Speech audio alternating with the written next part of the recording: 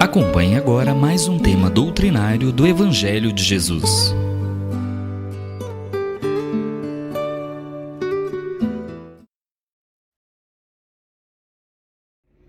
Queridos irmãos do grupo da Fraternidade Espírita, irmão Aniceto, é uma alegria estar entre vocês, especialmente no momento que é de reflexão do Evangelho do Cristo. O tema de hoje está inserido no capítulo 21, título do capítulo: Haverá falsos cristos e falsos profetas. Nós destacamos nas instruções dos Espíritos, uma delas, pronunciada por Erasto, em Paris, 1862, cujo título é Caracteres do Verdadeiro Profeta. Erasto foi um discípulo de Paulo, portanto, um ser que teve um berço intelectual soberbo, maravilhoso, elevado, porque Paulo é o maior expoente, diríamos assim, do cristianismo pós-Cristo. Então ele teve uma introdução religiosa, ou cristã, aliás, me perdoem, uma introdução cristã de muita qualidade. E ele, Erasto, dotado dessa qualidade, essas qualificações, tanto espirituais, mas também de formação intelectual. Erasto foi professor de medicina, de moral, mas tinha profundo conhecimento em teologia, filosofia. Então era um ser com dotes para a ciência comum e essa ciência especial, que é a ética, a moral, em razão da teologia que também conhecia, portanto, tinha um conhecimento do Evangelho em si mesmo.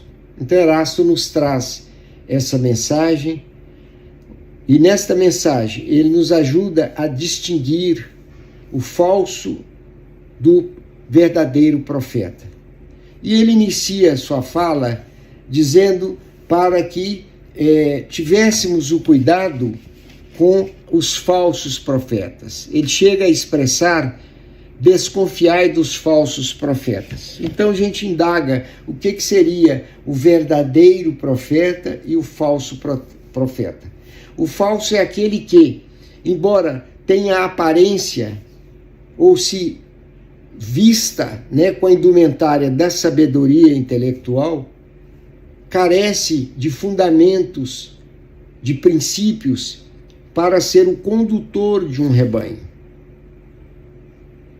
Enquanto o verdadeiro profeta, aquele que é enviado pelo Criador, ele tem atributos da verdade, da caridade, da lealdade, tal qual a exemplo daquelas que o Cristo nos deixou. Então ele recomenda que desconfiemos e desviemos desses falsos profetas e busquemos no nosso íntimo e através do nosso conhecimento do Evangelho do Cristo, e nos lembremos sempre que as palavras são de Jesus, que o conhecimento da verdade liberta. Então, através desse conhecimento que nos dá o foro de liberto das amarras da ignorância, do desconhecimento, é que vai nos colocar como aptos para identificar o verdadeiro profeta. E quando se fala em verdadeiro profeta, a busca que fizermos nos textos bíblicos, encontraremos manifestações das mais variadas de profetas daquele tempo, tanto no Antigo quanto no Novo Testamento. No Velho Testamento, diríamos a conduta de Isaías, que fez a previsão de que o Cristo se encarnaria em Belém, através do corpo, material de Maria Santíssima, que embora fosse um ser encarnado, a sua gestação, o seu surgimento teve algo de diferente das gestações comuns. Foi produto da inteligência divina para que ele viesse ao mundo com essa missão que nós conhecemos. E todo profeta é também um missionário, ele tem um destino específico, ele tem missão própria, destinada pelo Criador a ele, para, vindo ao planeta Terra, nos traçar o caminho para prosseguirmos. Isaías, portanto, teve um papel importante, e outras predições que ele fez, e tantos outros, que o espaço de que estamos usando agora é insuficiente para elencarmos cada um. Mas eu diria que, junto com Cristo, ou antes dele, chegou a primeira revelação para nós, que é Moisés. Aquele ser especial que carregou no seu coração, mas também nos seus braços, porque usou também da força física, não de luta, de briga e de morte, mas aquele vigor do homem predestinado a realizar o bem, ele adotou como tarefa, como missão no planeta Terra, a libertação dos seus congêneres, com seus compatriotas, os hebreus. E para isso ele usou todos os seus recursos mediúnicos, porque todo profeta é dotado de mediunidade. Para convencer o faraó, para que libertasse o seu povo, um prodígio importante foi quando ele transformou um cajado numa serpente para mostrar a força psíquica que ele tinha perante o faraó, para convencê-lo, e recebeu o benefício mais belo de todos, foi o recebimento do decálogo diretamente do Criador no Monte Sinai, que são as leis que nos regem enquanto filhos ou como dotados da centelha divina. E esse Moisés, então, cumpriu essa missão de libertar esse povo, usando para tanto todos os seus recursos mediúnicos, psíquicos, todo o seu poder de convencimento e, acima de tudo, a inspiração divina que o aconselhava. Portanto, Moisés, primeira revelação, sobrevindo Cristo, o Moisés, repetindo, porque lidava com um povo extremamente hostil e primitivo, usou de mãos de ferro, na figura do olho por olho, dente por dente, para convencer aquele povo para se endireitar e ter uma vida serena, uma vida respeitosa para com seus concidadãos, porque eles estavam gravados de profunda violência pessoal, pelo primitivismo que eles exprimiam, que eles eram dotados naqueles tempos. Portanto, sobrevém Cristo como segunda revelação, que ao contrário de Moisés, que criou as leis pesadas, duras, porque assim exigia o seu momento, Cristo, já vivendo essa nova era de amor, esculpiu na sua conduta, nas suas palavras, a lei de amor. Quando diz que não tinha vindo para destruir aquela lei, mas para lhe dar cumprimento, mas um cumprimento através do diálogo, da lucidez, do raciocínio, da fé, da caridade. Ou seja, uma vivência de profunda virtude, porque, segundo o Livro dos Espíritos, foi o único ser perfeito que palmilhou o planeta Terra. Portanto, o que era o Cristo nesse envolvimento com a perfeição? Era um pedaço, né? Como que eu diria? Uma parte do próprio Criador, porque filho dele ele era. Então esse ser iluminado que veio com essa nova visão de mundo, pregando o amor, a sinceridade, o respeito, ocorreu de ele também, já nessa segunda revelação, cumprir uma missão muito mais sublime, que foi de dar-se de si mesmo em favor de todos nós, nesse processo de educação universal que ele estabeleceu através da sua mensagem, mas sobretudo na sua conduta. Então surge o Cristo disseminando o amor, a tolerância, a caridade, sendo blasfemado, maltratado, ignorado muitas vezes, mas firme e sereno no seu propósito primeiro, que era de trazer essa mensagem de salvação, eu diria, de aperfeiçoamento, de plenitude do ser humano.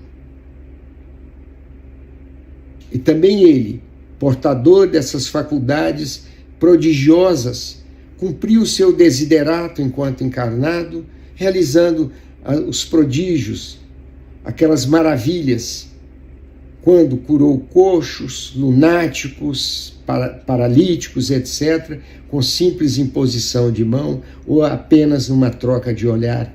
E como exemplifica aquela mulher hemorroísta que vertia sangue por 12 anos, doída pelo risco iminente de morte, elevou sua fé ao máximo e saiu à procura desse ser tão especial que todo mundo comunicava.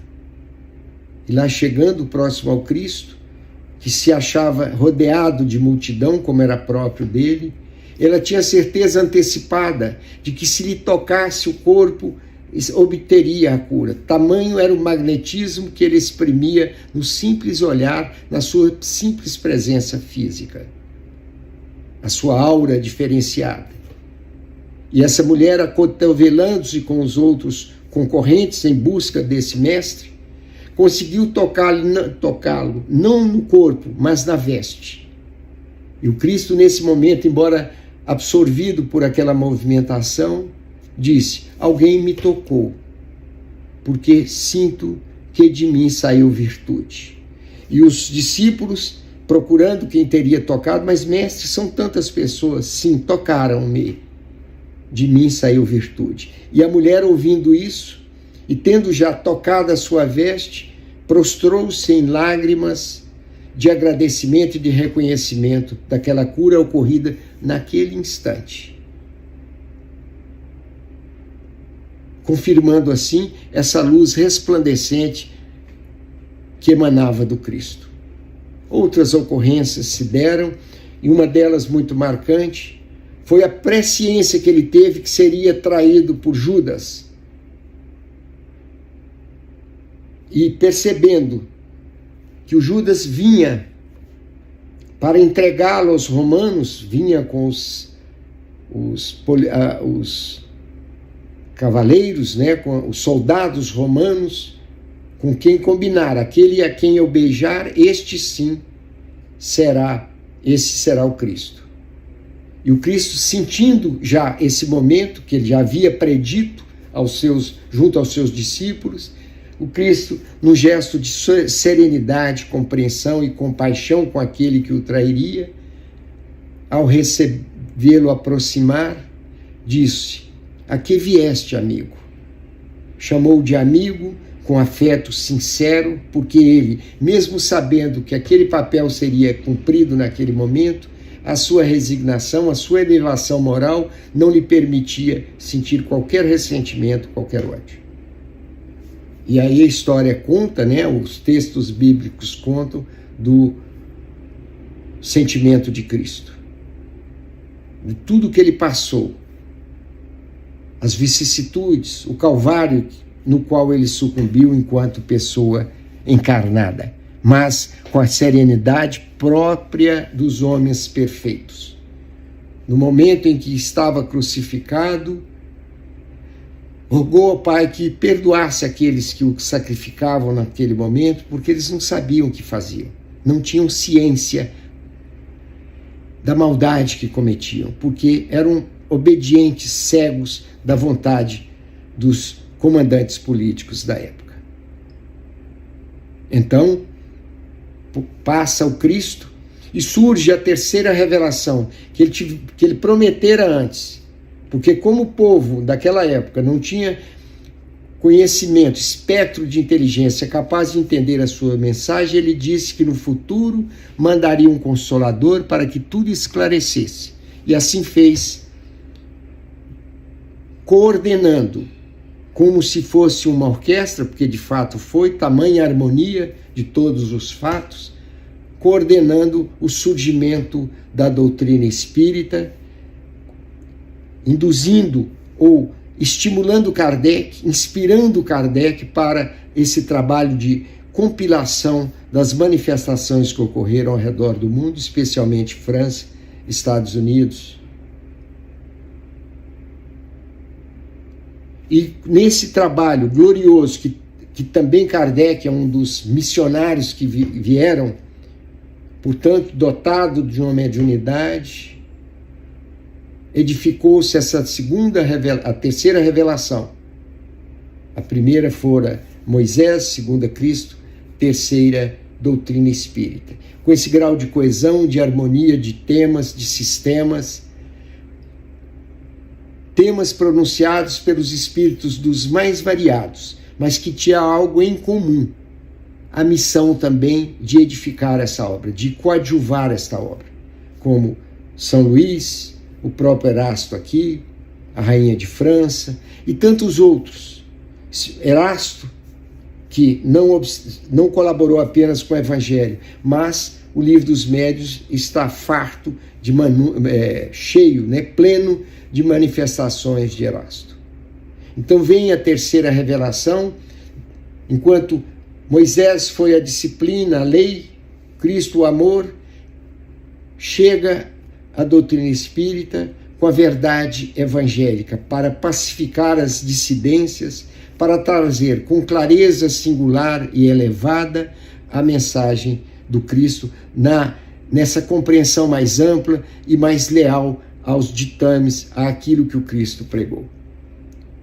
Então vivemos hoje, pós surgimento da doutrina espírita, a autenticidade do Evangelho do Cristo.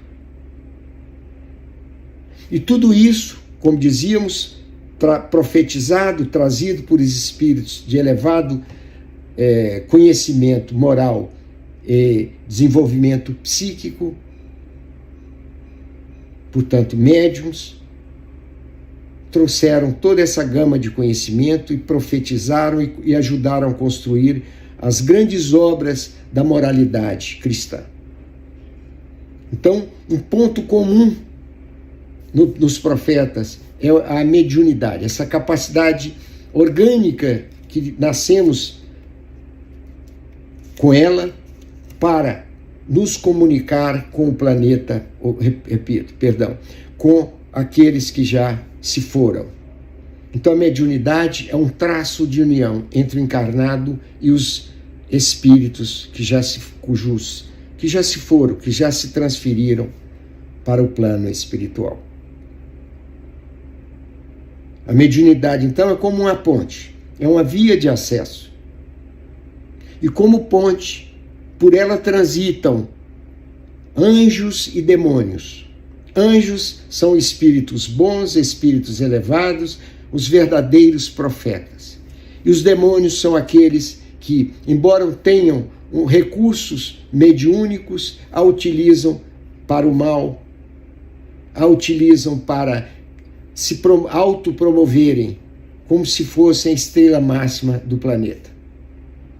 Os jornais que o digam com esses profetas da atualidade, que sucumbem porque se desviam, se desapegam do Evangelho do Cristo. E não há uma mediunidade que progrida, que se mantenha sem o Evangelho do Cristo.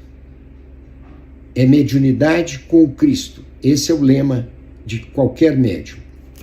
Mas o momento é importante e que façamos a distinção sugerida por Erasto, para que nos filiemos, nos vinculemos ao verdadeiro profeta, porque o momento é de decisão. Estamos sendo convidados para transpor as portas e chegar à nova era.